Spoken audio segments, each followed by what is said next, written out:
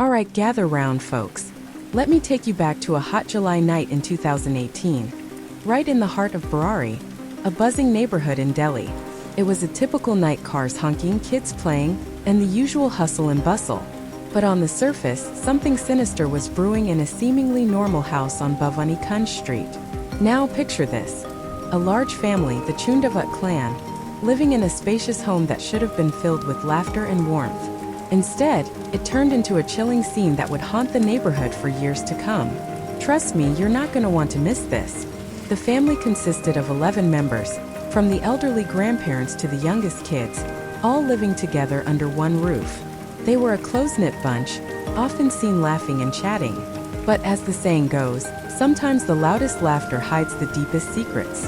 On that fateful morning of July 1st, everything seemed normal at first. Neighbors noticed that the Chundavats hadn't come out for their usual morning routines. A little strange, but nothing to raise alarms. After all, families have their lazy days. But as hours turned into a whole day, that sense of normalcy began to crack. By evening, a few neighbors decided to check in.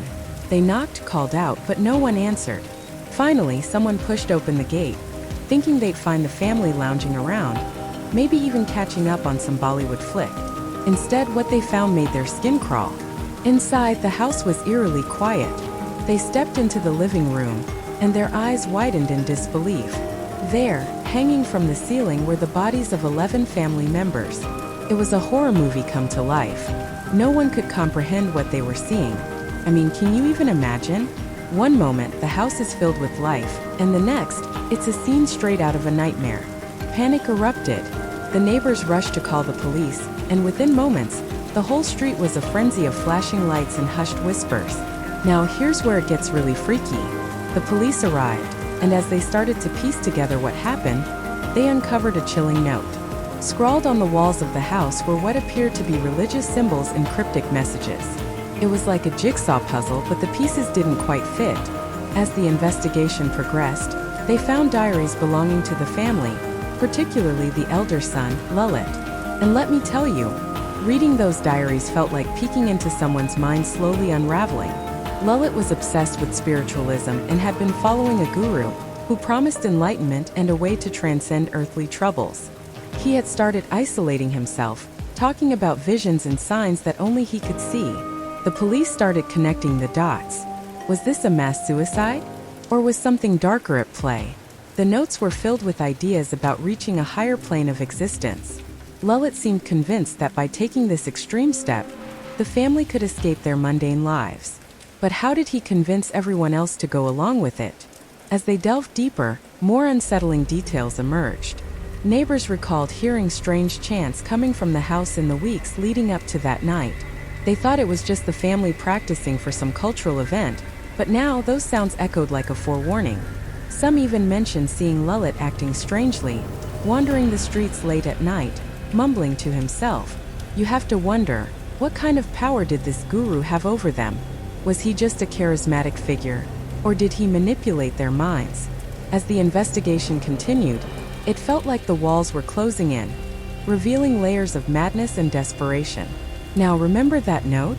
It had phrases about the ultimate truth and leaving this world behind. It painted a haunting picture of their state of mind. Imagine being trapped in a belief so powerful that you'd rather hang from a ceiling than face reality. It's the kind of thought that gives you goosebumps, isn't it? Meanwhile, the media exploded with headlines. You could almost hear the collective gasp of disbelief across the city. The Burari deaths were everywhere, each news story more sensational than the last. Everyone was speculating, trying to make sense of it all. But the more they dug, the murkier it became. The police were left with more questions than answers, and theories started spiraling out of control. Some folks suggested it was an act of cult-like obedience. Others believed it was a desperate family trying to escape the pressures of life. But the truth? It remained elusive, slipping through fingers like smoke. As the dust settled, a forensic psychologist analyzed the family dynamics. Their conclusion?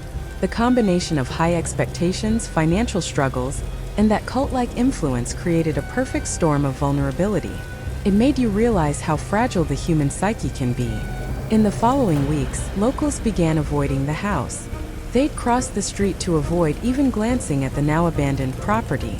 Rumors spread like wildfire. Ghost stories, curses, you name it. People claimed they'd heard strange noises coming from the house late at night, as if the spirits of the Chundavats were still roaming the halls. But here's the kicker. Despite all the theories and the whispers, no one ever truly understood what happened that night. The family left behind a riddle that might never be solved. The haunting image of those hanging bodies became a ghost in the collective memory of Burari, reminding everyone that sometimes the most terrifying stories are the ones that remain unsolved. So, as we wrap this up, think about this. How well do we really know the people around us? What secrets do they carry? It's a chilling thought, isn't it? The Burari mystery is a stark reminder that behind closed doors, the scariest stories are often the ones that are never told. And with that, the eerie silence lingers long after the lights go out, leaving us to wonder what truly lies beneath the surface.